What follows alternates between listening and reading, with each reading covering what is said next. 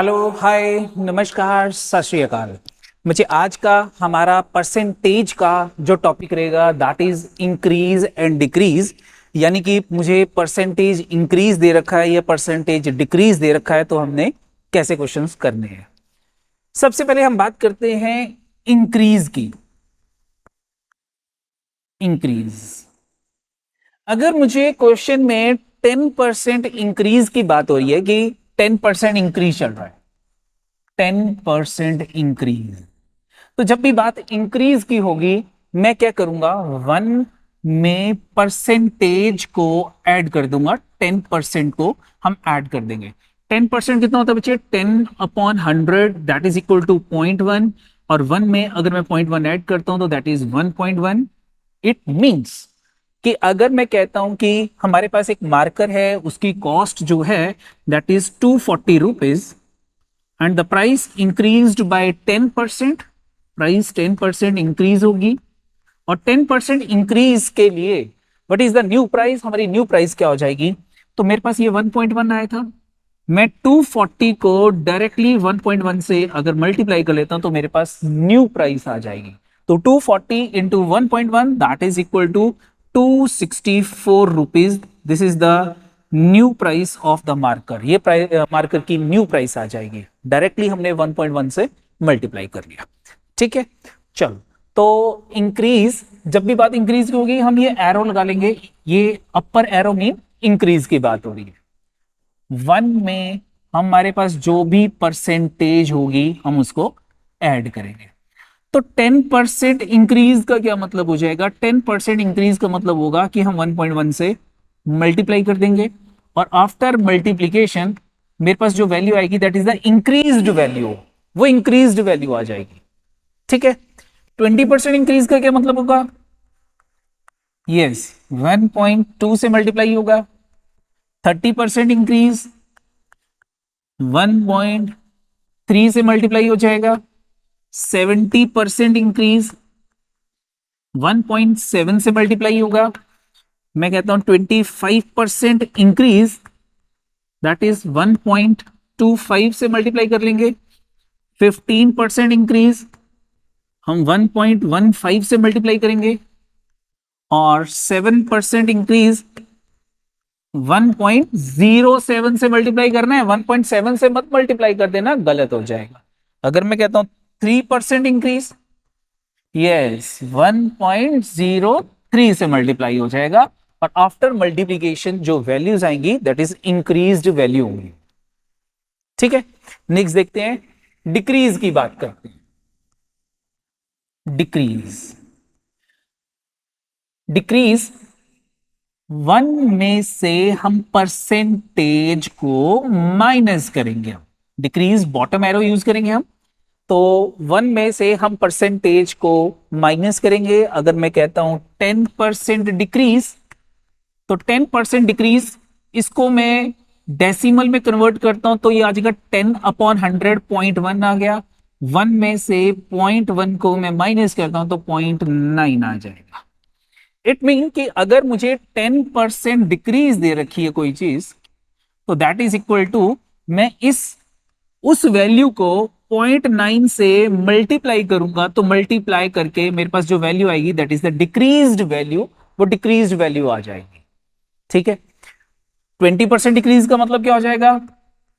Yes, we multiply by 0.8। 30% decrease का क्या मतलब होगा? Yes, we multiply by 0.7। 15% decrease क्या होगा?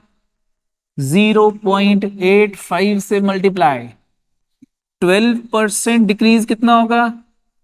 0.88 से मल्टीप्लाई। 8% डिक्रीज कितना होगा? 0.92 से मल्टीप्लाई। 1% डिक्रीज कितना होगा? ये 0.99 से मल्टीप्लाई और आफ्टर मल्टीप्लीकेशन जो वैल्यू आएगी that is the decreased value, वो हमारे पास डिक्रीज्ड वैल्यू आ जाएगी।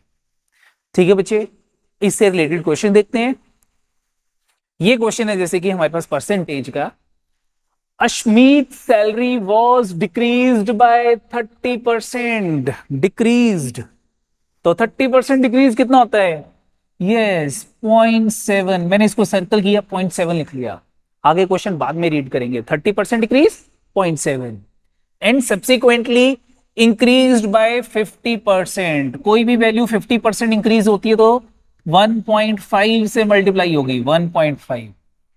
How much percentage change in his salary, उसकी सैलरी में कितना परसेंटेज चेंज हुआ है। तो क्वेश्चन कैसे करेंगे, let the Ashmeet salary in the beginning is ₹100, ₹100 salary let कर ली। अब उसके बाद सैलरी डिक्रीज हो रही है 30%, यानी कि 0.7 में इस वैल्यू को 0.7 से मल्टीप्लाई कर लूंगा। मल्टीप्लाई करने के बाद जो वैल्यू आएगी उसको अब इंक्रीज बाय 50% में 1.5 से मल्टीप्लाई कर लूंगा, 1.5। अब जो भी मेरे पास सॉल्व करके आएगा that is the new salary of the Ashmeet. तो क्या करते हैं, पॉइंट हटाते हैं, अपॉन में 10 आ गया, पॉइंट हटाया, अपॉन में 10 आ गया, 10 और 10 ये 100 कैंसिल हो गया, 15 इंटू 7 किया, ये मेरे पास आ गया 105, यानी कि new salary of Ashmeet is ₹105। दोनों वैल्यूज का जो डिफरेंस होगा, इनिशियल सैलरी और ये जो लास्ट सैलरी है, तो मेरे पास नेट इंक्रीज आ जाएगा 105 minus 100 is equal to 5। It mean 5% का चेंज है, इंक्रीज है, क्योंकि दिस वैल्यू इज ग्रेटर। तो Ashmeet salary increased by 5%। Simple question हो जाएगा बच्चे। नेक्स्ट देखते हैं, एक और क्वेश्चन है, the numerator of a fraction be increased by 15%, और 15% इंक्रीज का मतलब 1.15, and denominator be diminished by 8%, denominator 8% से डिक्रीज हो रहा है 0.92। The value of the fractions become 15/16। हमारे पास ये चेंजेस के बाद जो फ्रैक्शन है वो 15/16 आ गया।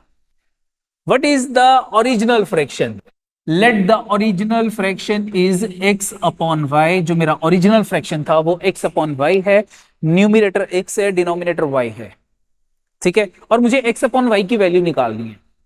चलो, ये मेरा ओरिजिनल फ्रैक्शन है x अपॉन y। अब न्यूमिनेटर जो था वो हमारे पास इंक्रीज हो रहा है 15% से, तो न्यूमिनेटर को मैं 1.15 से मल्टीप्लाई कर दूंगा, and denominator is diminished by 8%, यानी कि 0.92, तो मैं डिनोमिनेटर को 0.92 से मल्टीप्लाई कर देंगे। ऐसा करने पे मेरा जो फ्रैक्शन है उसकी वैल्यू 15/16 आ गई, 15 डिवाइडेड बाय 16। सॉल्व करेंगे, find the value of x upon y की वैल्यू निकाल लेंगे। तो पॉइंट से पॉइंट कैंसिल हो जाएगा, क्योंकि पॉइंट के बाद 2 डिजिट्स हैं, पॉइंट के बाद 2 डिजिट्स हैं, डेसिमल से डेसिमल कट हो गया। ये दोनों चीजें उधर जाके डिवाइड हो जाएंगी, x upon y is equal to, ये 0.92 उधर मल्टीप्लाई होगा 15 से, तो 15 इंटू 92 अपॉन 16 इंटू ये 115 उधर जाके डिवाइड हो जाएगा, अपॉन में 115 आ गया, 16 के साथ 115 मल्टीप्लाई हो गया। सॉल्व कर लेते हैं। तो सबसे पहले 4 पे, 4 2 का 8, 4 3 का 4 4 का 16, 5 पे 5 3 का 15, 5 2 का 5 3 का 23 से 23 कैंसिल हो गया, मेरे पास वैल्यू 3 अपॉन 4 आ गई। It mean x upon y is equal to 3 upon 4, that is the original fraction. ये मेरी ओरिजिनल फ्रैक्शन आ गई। क्वेश्चन सिंपल हो गया, ठीक है बच्चे। तो आज का हमारा जो टॉपिक था दैट इज इंक्रीज और डिक्रीज। आई होप आपको समझ आ गया होगा। आज के लिए इतना ही है। All the best for your preparations.